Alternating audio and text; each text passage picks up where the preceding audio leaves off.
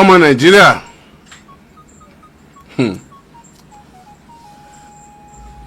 ọ̀rọ̀ Quadri lẹ rò pé mo bá wá àti OLUSHO àti sheriff àtàwọn tó kù, ṣùgbọ́n ọ̀rọ̀ tí mo bá wá ju ọ̀rọ̀ Quadri, sheriff àti OLUSHO lọ o.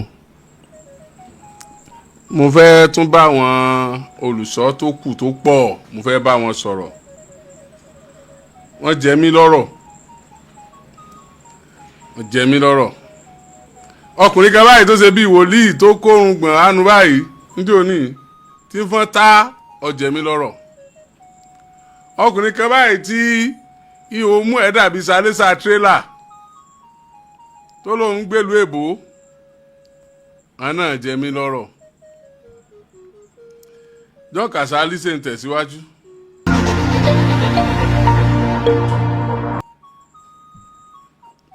Ọmọ Nàìjíríà, ẹ̀yin wòlíì èké, ojú yín ti bó. Ẹ̀yin religion bigots, ojú yín ti bó. Ẹ̀yin onísọkúsọ, sọ́tàn yín wọ́n ní torí pé Oriyomi jẹ́ Muslim ni torí ẹ̀ ló ṣe gbọ́rọ̀ Quadri lérí. Àwọn ọ̀rọ̀ kan bẹ tó yẹ kí tẹ́ bá ń sọ lẹ́nu tá a bá fún yín lésì, àrọ́mọdọ́mọ yín ò fún yín lésì lọ́la.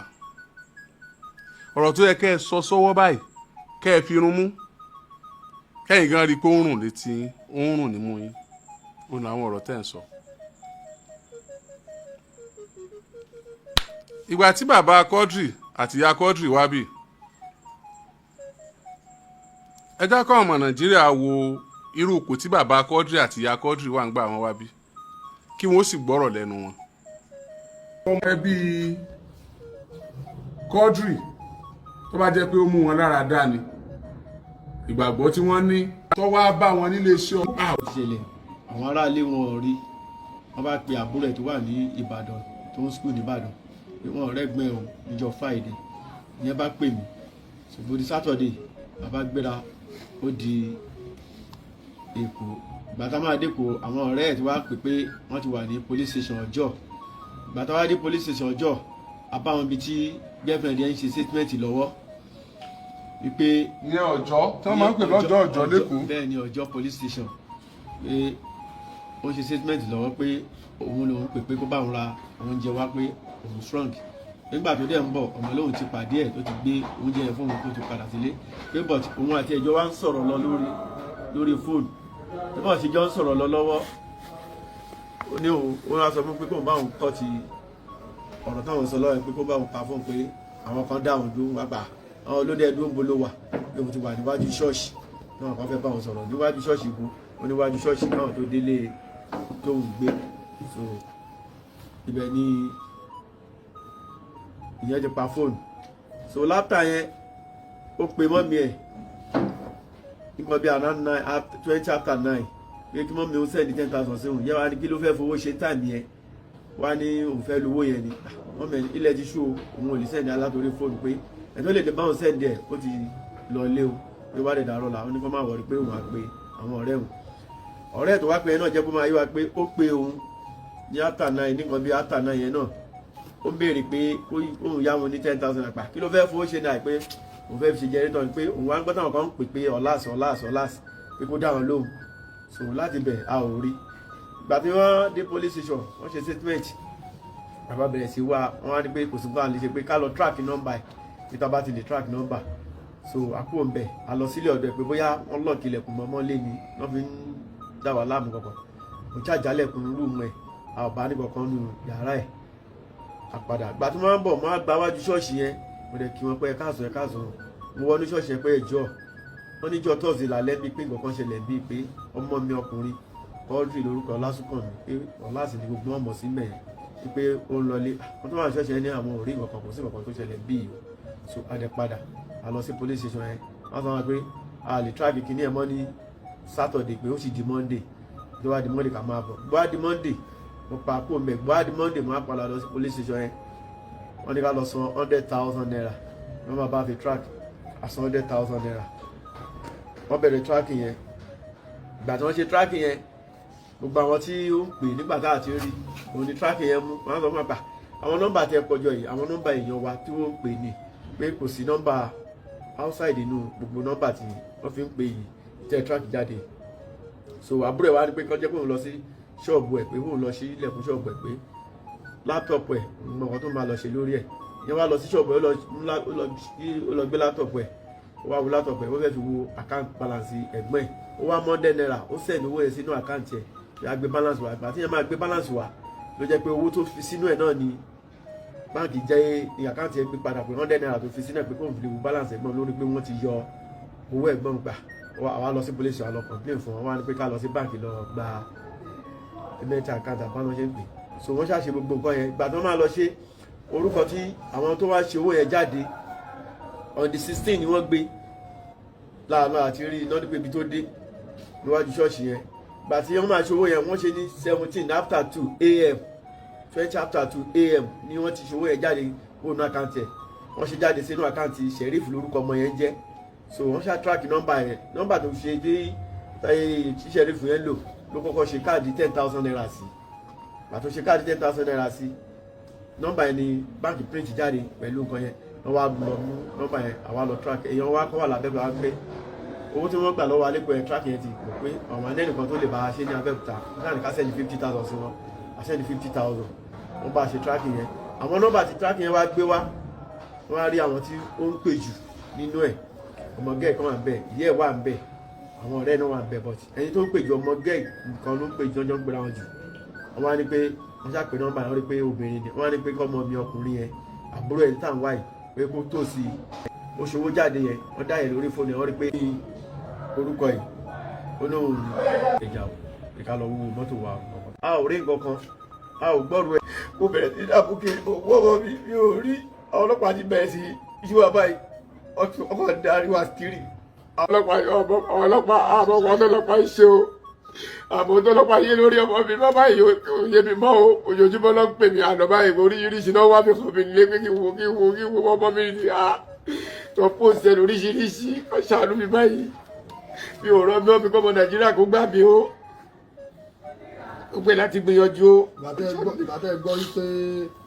ìbátẹ́ gbọ́ pé tẹ́rin ní wọ́n pẹ̀lú fóònù pé wọ́n rí wọ́n ti wá wò òkú sẹ́yìn òpó ọlọ́pàá ń gbà náà ni. a pe ọlọ́pàá níjọ́ Sunday mo fi fóònù pásọ agan mo fi pe ọlọ́pàá tó wà ní ṣáàjì kéèsì ẹ̀ wípé agbọ́n nǹkan báyìí kan báyìí wọ́n dẹ̀ ní kó sí nǹkan tó jọ bẹ́ẹ̀ pé ìta ló ń sọ nǹkan yẹn fún wa pé ìròyìn ẹlẹ́jẹ̀ ni pé kò sí nǹkan tó jọ bẹ́ẹ̀ pé báwo ni àwọn ṣọmọ máa lọ wókò ọmọ tí wọn ní mú bàbá ọmọ àbáwọn fámìlì ẹ lọ síbẹ̀ wọ́n ní rárá ká má gbàgbọ́ ká má yẹ kankan wọ́n jọ torí Ọlọ́run kò yé wa mọ́ náà ni mo ṣe wá síbi nǹkan jọ nǹkan ṣàánú wa báyìí o àwọn èèyàn wa tó ti gbìyànjú lórí wa pọ̀ gan tó ti gbìyànjú lórí wa gbogbo bí a ti jẹ gbèsè tó rẹ̀ kò sówó kankan lọ́wọ́ wa torí mọ́tò tí mò ń lò mo ti ta mo ti jẹ kankan lọ́wọ́ bíríkìlà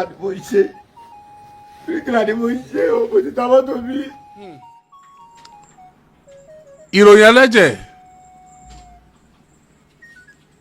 ìròyìn ẹlẹ́jẹ̀ ó ti di ìròyìn gidi ó ti di ìròyìn gangan bó tiẹ̀ jẹ́ pé ìròyìn ìbànújẹ́ ni ọmọ Nàìjíríà síbẹ̀ rí bàbá Quadri ìyá Quadri náà wà ń bẹ̀ láti mú wá sí ìrántí yín ni o gbogbo tẹ́ ń wò yìí lókulẹ̀ ti wà ní orí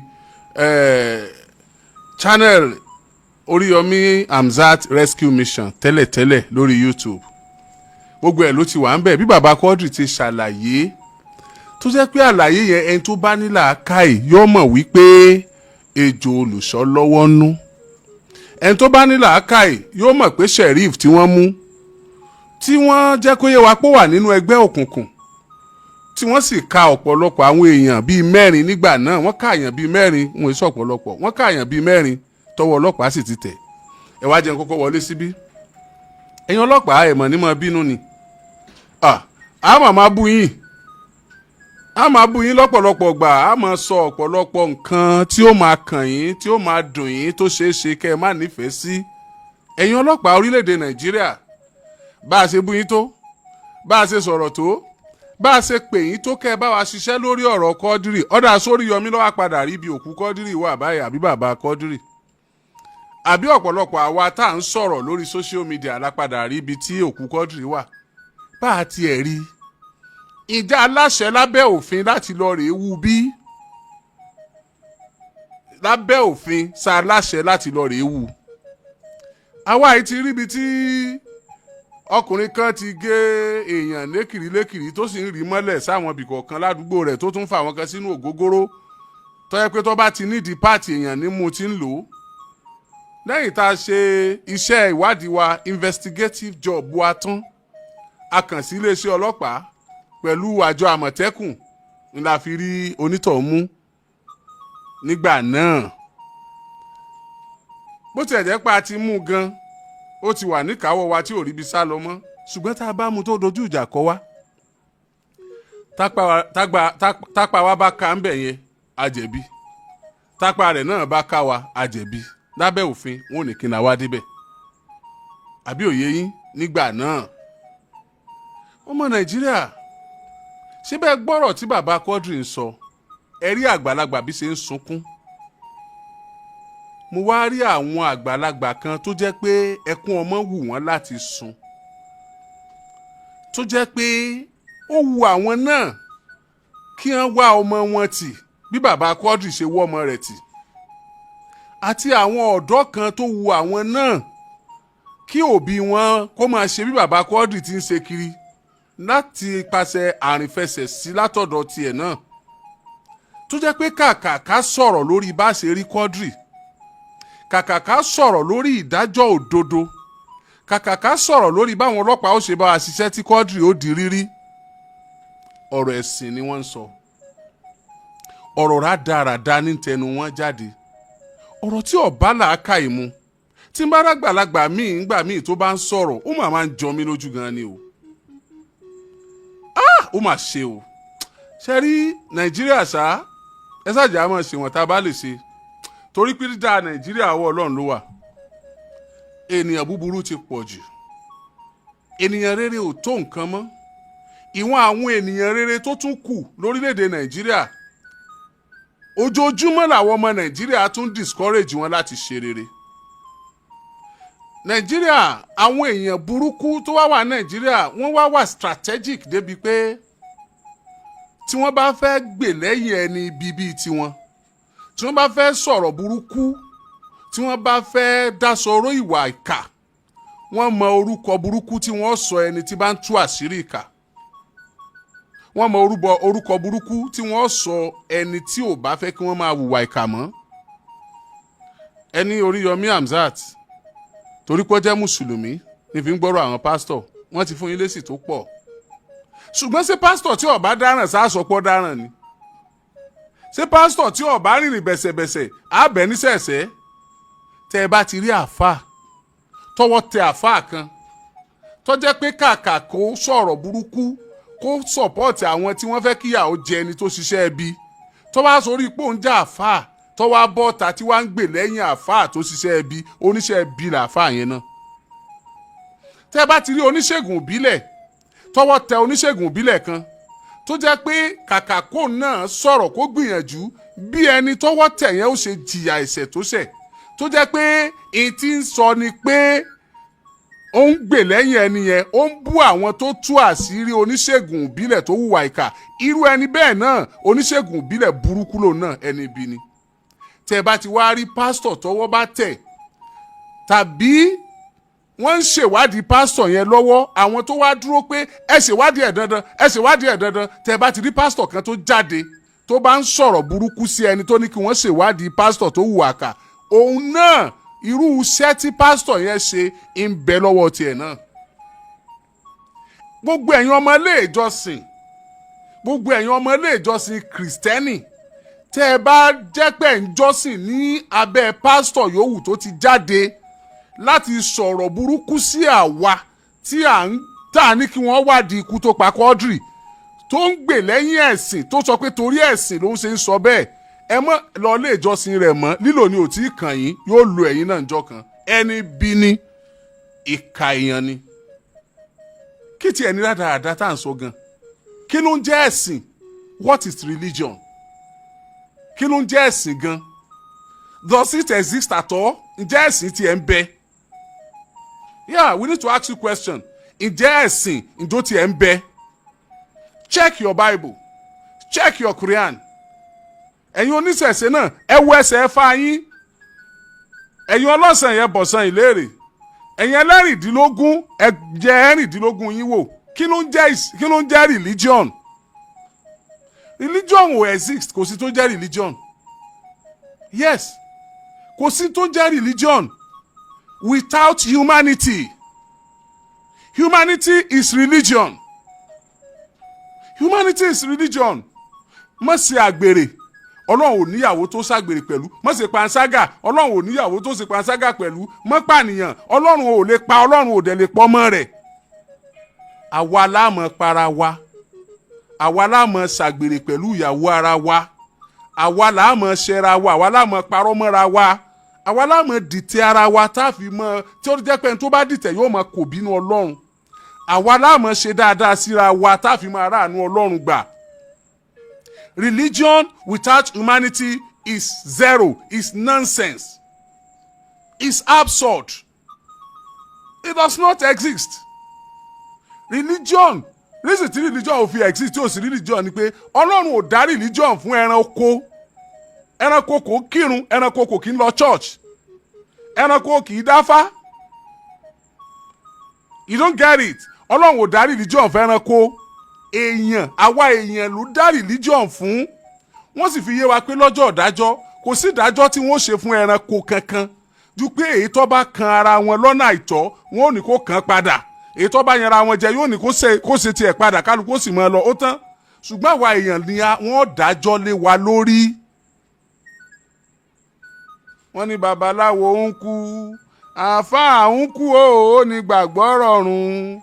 Wọ́n sọ lóòtítọ́ o pé náà wà níwàrùn, kò sẹ́ni tó mẹ́ni tí ó wọ̀ náà. Kí ni rádaràda? O ò níwàárí, ò ń sọ̀rọ̀ ẹ̀sìn.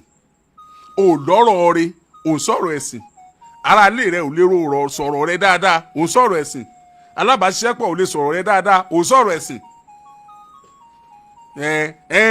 When it comes to religion, kìnìkan dídìrín kan náà tó yẹ pé igáàdì mi ọgbà ìju ìrandíran bàbá ńlá bakú ẹ lọ. Ó sọ pé téèyàn bá ti ń sọ̀rọ̀ ẹ̀sìn, téèyàn bá ti ń gbè lẹ́yìn ẹ̀sìn kan, kò ní gbà yìí, ò ní gbà yìí. Ó mọ tán pè ní iyì ni. Ọlọ́run ló máa ń fún yàn. Ọlọ́run kì í sì fún alábòsí èèyàn. Ẹni tí ò bá ti ṣàbòsí nìkan ni Ọlọ́run kì í fi sílẹ̀. Alábòsí ẹ̀dá Ọlọ́run ó fi sílẹ̀. Ẹ̀yin alábòsí rádaràda yìí. Ojú yín ti bó. Wọ́n ti wú òkú Quadri. Kí lẹ fẹ́ sọ? Ojú yín ti bó. Ẹ̀yìn kùlé pásítọ̀ wọ́n ti padà wú òkú Quadri, ẹ̀yìn kùlé olùṣọ́. Kí lẹ fẹ́ sọ? Wọ́n lá sọ̀rọ̀ ńgbà tí Ramoni. Gbogbo ọ̀rọ̀ tá à ń sọ, ṣé ọ̀rọ̀ tó wà ní kóòtù la máa ń discuss lórí social media? Àbẹ́ ẹ̀ mọ gbàtẹ́ ẹ̀kú mọṣẹ́ tí èsì pé ṣe ẹ̀yin ni ẹ kàn bọ́ sórí social media ẹ kàn ń sọ̀rọ̀. You are just splitting nonsense. Fúnra ọlọ́pàá ló investigate. Fúnra ọlọ́pàá náà investigate ọ̀rọ̀ Abdulrahman nílọrin. Mélòó nínú wa ló mọ̀ sí ọ̀rọ̀ yẹn títí tọ́lọ́pàá fi investigate? Was it not the police that exposed the atrocities of Abdulrahman nílọrin? It was police, because they did their job professionally, diligently, appropriately, and we got to understand that Abdulrahman even no converse for ọlọ́pàá kí any bloggers, any social media, any religion bigots before we started putting our mouth. Ọlọ́pàá ṣiṣẹ́ tó yẹ kán ṣe. Wọ́n dẹ̀ gbé lọ sí court. My dear brothers and sisters, what do you expect from us? What do you want us to say? Tell me. Do we supposed to be questioning the police that have done the right thing? Do we supposed to be fighting them? Do we supposed to tell them what to do after they have done the diligent job? What we're supposed to do is to come on social media and appreciate the Nigerian police for doing the right thing, for doing the needful, for carrying out their obligations diligently. That is what we're supposed to do. If you have missed my content, you can come to my channel, Oriyomi Hamzat Rescue Mission. Search back. If you don't know, you ask. Bible said, my people perish for lack of knowledge. Oni àwọn èèyàn mi ń ṣègbé torí pé wọn kò ní ìmọ̀. Knowledge ló lè máa mú ẹnìkan sọ̀sọ́kúsọ. The reason why I'm saying this is for you to know the right thing. Know the truth and let the truth set you free. My dear brothers and sisters, Muslim and Christian, even traditional believers, enough of this trash, enough of this nonsense. Enough of this religion. By religion, I am a Muslim. By profession, I am a professional broadcaster. By religion, I am a Muslim. By profession, I am a professional broadcaster. By calling, I'm an activist. By calling. So, what are you telling us? Ọlọ́pàá ti ṣe tó ẹ kàn ṣe. And mind you, if you care to know, lọ́dọ̀ tiwa ń bí, àwa ò kì í pick content lórí social media. We don't do that. We don't pick content from social media. We don't pick topic from social media. Anybody that feel like running to us to join him in seeking justice, we are ready. You don't come to us, what do you want us to do? We don't know the nitty-gritty of what we are fighting for. What do you expect us from me? What do you expect from us?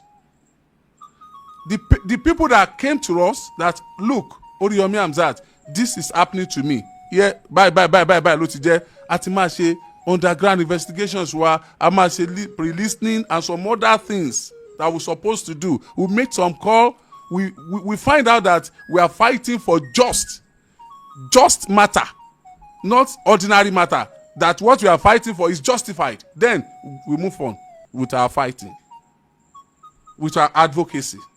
So what are you saying? Please, I am begging you, ọmọ Nàìjíríà, ẹ jọ̀ọ́, a ní ká panupọ̀ ká bó lè wí ẹni bí olóńfo sí ọ̀dà.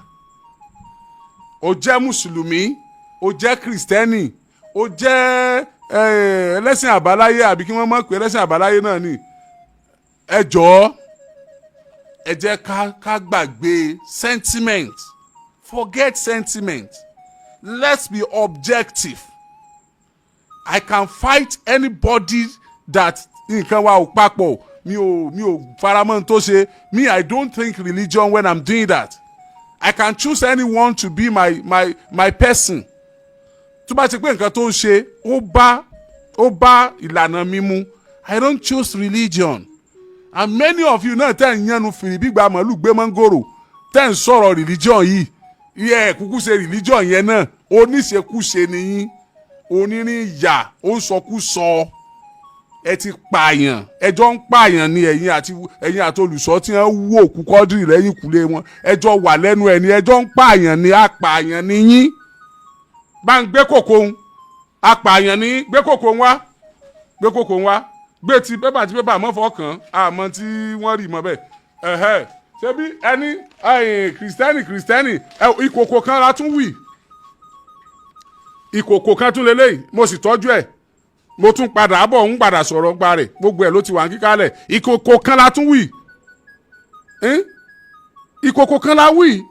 Iwájú church la ti wù náà. Iwájú church kan la ti wù. Ọwọ́ sì tẹni tó rí mọ́ bẹ́ẹ̀. Bó ṣe débi kòkò yìí tí wọ́n wú kòkò yìí. Ológbò dúdú ló jáde nínú ẹ̀ láàyè. Bẹ́ẹ̀ ni ológbò dúdú inú sá jáde nínú kòkò yìí láàyè. Láwọn community yẹn wọ́n bẹ̀rẹ̀ sí ní na pásítọ̀ yẹn. Nígbà fẹ́ palẹ̀ nìkan ni ẹ mọ̀ pa ẹ mọ̀ gbé làgídìgbò. You know how many lives this station have saved?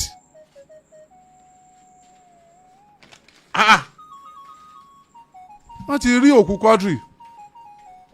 Àwọn tí wọ́n mú sì ti jẹ́wọ́. Gbogbo ẹ̀yin tí ẹni tá a bá ti rí ọ̀rọ̀ kìrìsìtẹ́nì legun wa máa ń ràn ẹ máa dájọ́ ara yín bí tẹ́ ẹ bá wà tó bá jẹ́ good christian má wulẹ̀ jẹ́ kí egun mi ọ̀ràn mọ́ tí n bá rọ̀rọ̀ kìrìsìtẹ́nì sọ fún àwọn kìrìsìtẹ́nì tó bá mọ̀ pé ẹ má jẹ́ Oríyọmí ọ lẹ́nu ọ̀rọ̀ lórí wa mọ́ ìwọ tó bá jẹ́ muslim tí wọn náà bá rí pé tí n bá rí muslim legun mi mọ́ ràn sọ fún wọn pé ẹ má jẹ́ Oríyọmí ọ lẹ́nu ọ̀rọ̀ lórí wa mọ́ gbogbo eléyìí ò lè stop wa the only thing tó lè stop ni pé káfíwà burúkú lẹ jẹ́ ayé para wa à ń sọ̀rọ̀ pé èèyàn pààyàn ń sọ̀rọ̀ ẹ̀sìn humanity first before religion humanity first gbogbo tó wà nínú bíbélì pátápátá ìtàn ni kódà àdúrà tí ń bẹ nínú bíbélì ó rọ̀ mọ́ ìtàn gbogbo tó wà nínú kùránì pátápátá ìtàn ni àdúrà tó wà ń bẹ ó rọ̀ mọ́ ìtàn at the end of ìtàn yẹn ọlọ́run ó wàá fi wọ́nì sí wípé nígbà táwọn báyìí ṣe báyìí ìnìṣẹ̀lẹ̀ báyìí ṣẹlẹ̀ ṣé bíbẹ̀ láti rí tàn Sódómù àti Gòmórà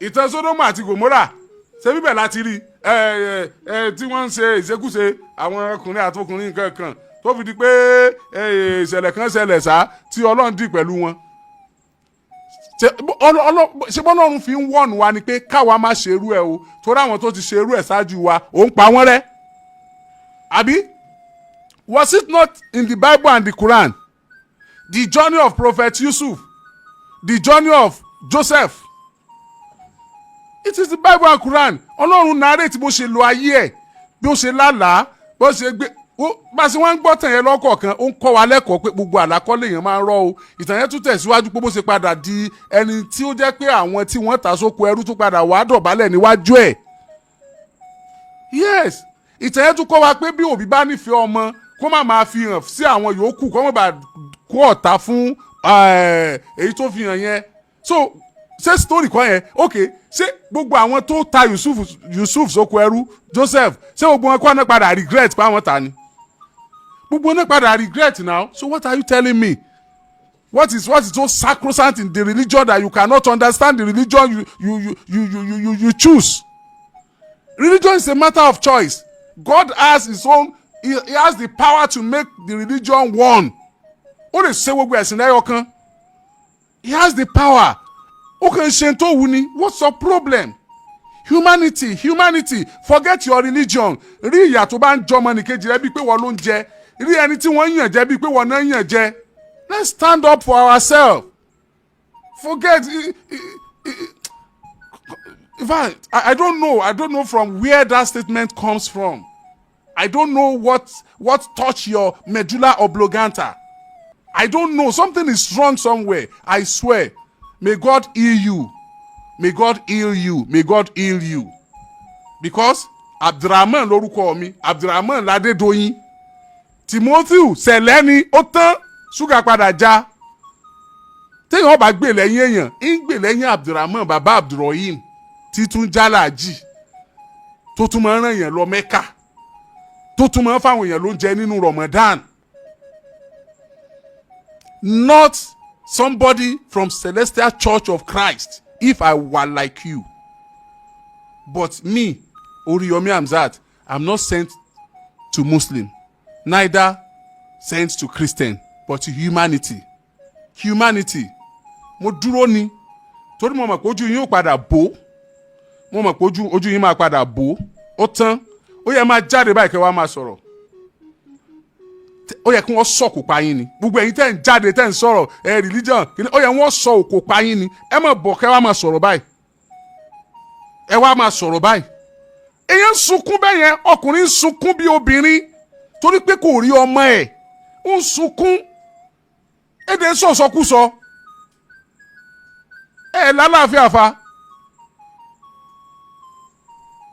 wọ́n ti wú òkú báyìí wọ́n padà lọ ilé ẹjọ́ àti ní evidence ǹjẹ́ tí wọ́n bá lọ ilé ẹjọ́ tí wọ́n fi pastor ṣe ẹ̀wọ̀n gbére àbọ̀n pa pastor àbọ̀n dájọ́ kú fún pastor wọn kúkú pààyàn mọ́ Nàìjíríà wọ́n kàn dájọ́ kú náà ní ààrẹ tí wọ́n pa òṣìṣẹ́ ọ̀mọlẹ̀ ló dàbí kó sáyìn kí nìyẹn last nígbà tó wà ní gọ́fìnà Edo State ní ìdè rántí yíyá yẹn wọ́n pààyàn mọ́ tí wọ́n bá dájọ́ kú tán court gọ́fìnà gbọ́dọ̀ sáyìn àwọn gọ́fìnà sá láti sáyìn láti sign death warrant láti lọ pa ẹni tí wọ́n ti dájọ́ kú fún kán má ló kú èèyàn lọ́rùn ṣùgbọ́n wọ́n lè rántí adúrú òkú èèyàn tán ní lọ́rùn káwọn tó di gómìnà o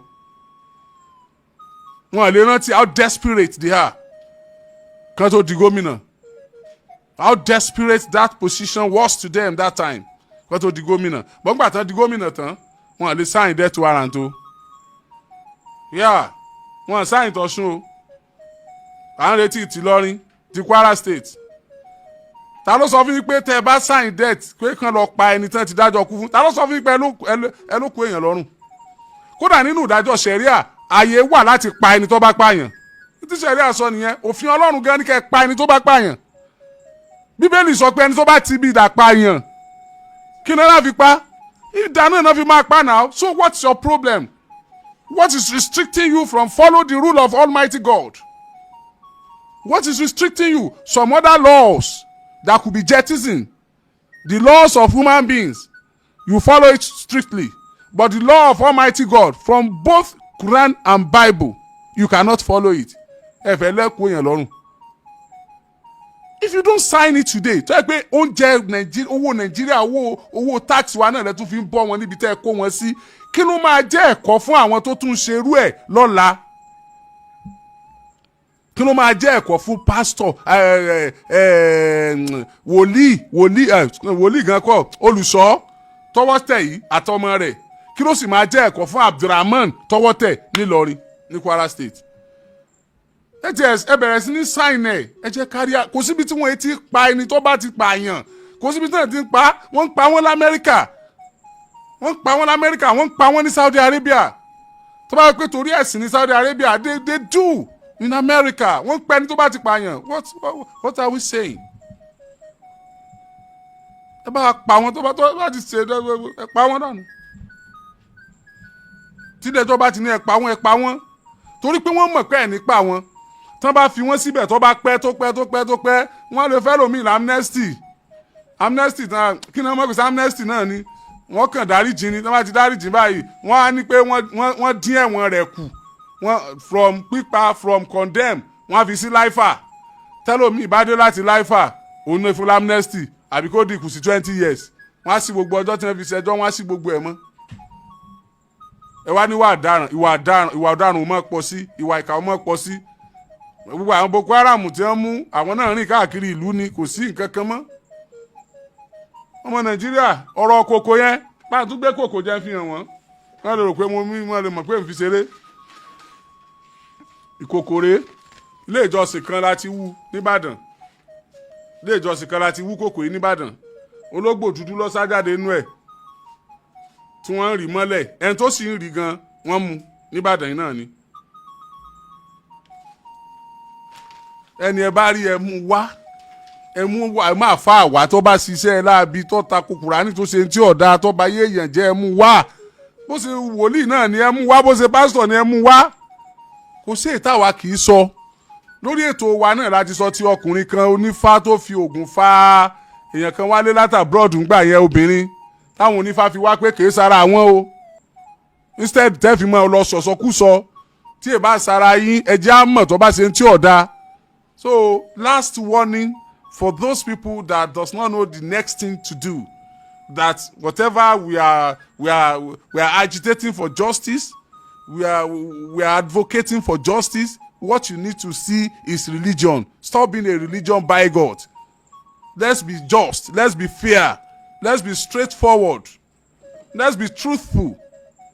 Inú lè gbé wa débi tá à ń lọ ìjọba ilé yóò dá tòun ò dá wọ́n ṣe kinní kan ṣé Tinubu ló pa Quadri báyìí tẹ́lẹ̀tẹ́lẹ̀ a lè sọ fáwọn bàbá Quadri pé Ọlọ́run ó ṣe é ní rírí a lè rí Quadri mọ́ báyìí òkú Quadri lárí o òkú Quadri ni wọ́n ti padà wó òkú Quadri ìgbà yẹn wọ́n sọ pé wọ́n ò wú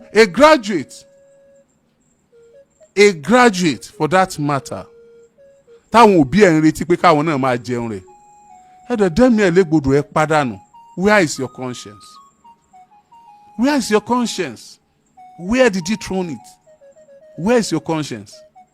ẹ dúró níwájú Ọlọ́run lọ́jọ́ kan tẹ́ jábọ̀ gbogbo tẹ́ gbélé ayé ṣe torí owó iná ṣe torí ọlá ẹ fẹ́ gun mọ́tò ńlá ẹ fẹ́ jẹun tó wù yín kẹ́ ẹ padà lọ ṣégá rẹ̀ dànù tó yẹ pé téèyàn kan tó bá jẹ́ ń jẹ èèyàn méjì yóò ṣégá èèyàn mẹ́fà yóò mọ̀ dọ́tẹ̀lẹ̀ ni torí pé ó ti overload ẹ̀ kó ń kọ́ lónìí. a ti rí òkú Quadri, wọ́n ti wú òkú Quadri. ní ìjẹta mo bẹ̀rẹ̀ sí ní gba àwọn ìpè kan, mo dẹ̀ ń rí àwọn nǹkan kan tí wọ́n fi ránṣẹ́ sí mi tó fún mi ní assurance pé lódodo a rí Quadri láìpẹ́, a kàn lè mọ̀ rí láàyè ni. ẹni yẹn fẹ́ kí n come out live kí n tètè sọ, ṣùgbọ́n mi ò sọ ọmọdé mọ́ nídìí iṣẹ́ yìí láyé tí social media dé yìí. mo dẹ̀ ṣiṣẹ́ pẹ̀lú ọlọ́pàá gan, mo mọ àwọn ìgbésẹ̀ kan téèyàn lè gbé because lórí ọ̀rọ̀ Timothy I learnt a lot of lessons. I know there are some steps that could obstruct the investigation of police. So I took my time. I knew it's going to come out like this. And I wanted to see the end of the investigation before I come out for these people. Please, ẹ jọ̀ọ́ nítorí t'Ọlọ́run, ẹ jẹ́ ká sọ òdodo. Ẹ jẹ́ ká dúró ti òdodo, ẹ dẹ̀ jẹ́ ká ṣe òdodo. Gbogbo ẹ̀yin apààyàn tẹ́ ń pera yín ní pásítọ̀, èmi ò sá fún yín o. Gbogbo ẹ̀yin apààyàn tẹ́ ń pera yín láàfáà, èmi ò fọ́ fún yín o. Gbogbo ẹ̀yin apààyàn tẹ́ ń pera yín lóníṣẹ̀ṣe, èmi ò kó yín jẹ o. A ní pásítọ̀ gidi tó jẹ́ pé iná Ọlọ́run jó lára wọn. Wọ́n nígbàgbọ́ nínú Ọlọ́run, wọ́n dẹ̀ ń sìn, wọ́n dẹ̀ ń ṣe tiẹ̀, Ọlọ́run dẹ̀ ń dá wọn lóhùn. Wọ́n ṣe sùúrù débẹ̀ ni o. It is not automatic. A ní àfáà tó yẹ pé Ọlọ́run ní ń bẹ̀ tí ń pè tọ́lọ́run dẹ̀ ń dá lóhùn. Wọ́n ṣe sùúrù débẹ̀ ni o. It is not automatic. Mo dẹ̀ ń confam ẹ̀ fún yín pé a ní oníṣẹ̀ṣe tó confam tó dẹ̀ ń jẹ́bi iná. Wọ́n ṣe sùúrù débẹ̀, wọ́n ṣàbòsí ni o. Gbogbo àwa tójú bá ń kán tá a fẹ́ fi ojú sí àfáà bójú láti mọ̀ báyé jẹ́, ẹ kú òun bẹ́ẹ̀, ẹ kú já mọ́ tẹ́ ń ṣe. Gbogbo àwa tójú bá ń kán tá a fẹ́ fi iṣẹ́ pásítọ̀ bójú láti mọ̀ báyé jẹ́, ẹ kú òun bẹ́ẹ̀, ẹ já mọ́ tẹ́ ń ṣe. Gbogbo òwò tó ọ̀kọ́ fáyanjú, tó ọ̀kọ́ ṣègùn yanjú, tó yẹ pé aburú ibẹ̀ ló ń mú káàkiri tó ń lò, já kúkú mọ̀ olóníṣẹ́ ibi. Ẹ má fi ba orúkọ àwọn tó ń ṣe dáadáa jẹ́. Ẹ̀yin èké pásítọ̀, èké àfáà, èké babaláwo, ẹ má fi ba orúkọ àwọn tó ń ṣe dáadáa jẹ́. Stop coming out for me if you don't want to see the wrath of God. If you don't want to see the wrath of God, think twice before you talk. Ọ̀rọ̀ tí ọmọ rẹ̀ ọmọ gbọ́rọ̀ láti ọmọ pé, but daddy, why did you say this? Ọmọ okay, daddy, I learned you did this. Tó wà mọ́ mi rí bí lẹ́gbẹ̀lẹ́gbẹ̀ mi ọba wà, wọ́n ní wow, I'm disappointed in you. Why did you say this? Are you referring to this man? Are you referring to this matter? So how did you feel at the end of the investigation? When the man you are trying to defend later found culpable, how did you feel? Màmá wò dáhùn rẹ lọ́jọ́ náà. Ọmọ Nàìjíríà, ó dọwọ́ wa o. Ẹ jẹ́ àjọ túnlẹ̀ ìṣe. Níwọ̀n bá abágbára kálukú wa bá ti mọ. Ẹ jẹ́ àjọ túnlẹ̀ ìṣe. Ọwọ́ ti bà OLUSHO. Ìgbà tá a fáwọn ọlọ́pàá láàyè, wọ́n ráàyè ṣiṣẹ́ wọn. Wọ́n dẹ̀ ti ń jẹ́wọ́ irú ikú tí wọ́n fi pa Quadri. Iná ni wọ́n fi mú wọn débi táwọn sìn sí. Ìwádìí ń tẹ̀síwájú kọ́ àbí à ń retí ọjọ́ tá a lọ kóòtù ló kù. Tán bá kù kán tún kà wọ́n tó kù ni. À ń retí ọjọ́ kóòtù ló kù. Àwa ṣe tiwa, inú wa dẹ̀ dùn pé Ọlọ́run ó fi sẹ́yìn wá, ó dẹ̀ vindicate wa. Ọ̀pọ̀lọpọ̀ òjò ló ti rọ̀ tílẹ̀ ti fi mu. Ọ̀pọ̀lọpọ̀ matters like this ló ti gbọ́dọ̀ wa kọjá tí ó padà dariwo lọ títí tó fi yanjú. Ariwo gè kọ́láyé jíjẹ. Táwọn ọlọ́pàá bá ti ṣiṣẹ́ wọn, á jẹ́ kẹ́ ẹ mọ̀ pé wọ́n ṣe. Ibi tó bá ti ń rí bákan lójú wa ni a máa ń pariwo, tá a máa ń lọ́gùn. Ọpẹ́ pàtàkì lọ́wọ́ mi ní dárúkọ yín SAN tí wọ́n ràn wá lọ́wọ́ lórí ọ̀rọ̀ yìí lábẹ́nú, wọn fẹ́ ká dárúkọ wọn. Ẹ ṣé mo dúpẹ́ o. Àti gbogbo ẹ̀yin tí a bá sọ̀rọ̀ lábẹ́nú tẹ́ ẹ sì gbégbésẹ̀, gbogbo bọ́tìn tẹ́ ẹ tẹ̀ ó dún, a sì ti rí result níta wà after náà nìyẹn a kú lè dá Quadri padà a lẹ́mìí tá fún wọ́n ti pa gbé ṣùgbọ́n ìdájọ́ òdodo òun là ń béèrè fún.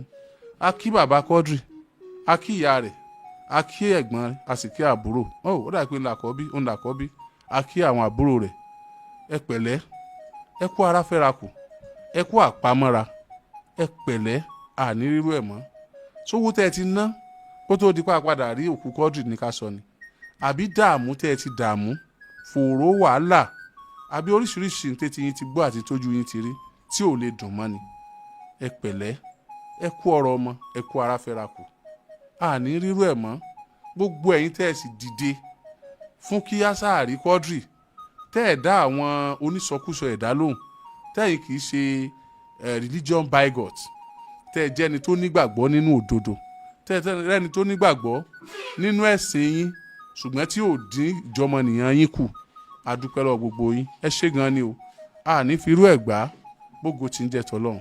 Oriyomi Hamzat lórúkọ mi ayájímọ̀gìrì ajámọ́láyà bí àìlówó lọ́wọ́ aṣú ní ṣe bí òpónú eréke ìwọ̀lú balẹ̀ ń ṣàyẹ̀wò gúdúgúdú abẹ ìjákanjàkan à ń bá wí ó ń ṣe mí lọ́wọ́ your one and only controversial presenter the microphone wizard. Ẹ ṣeun o ẹ ṣeun ọjọ́ wọn bá lọ ilé ẹjọ́ á tún máa jẹ́ ẹ gbọ́ ẹ ṣeun. Àròyé TV rèé ẹ láìkì ẹ sọ̀scribe kẹ́ ẹ sì máa fọ́lọ̀. Òkè la wà téńté.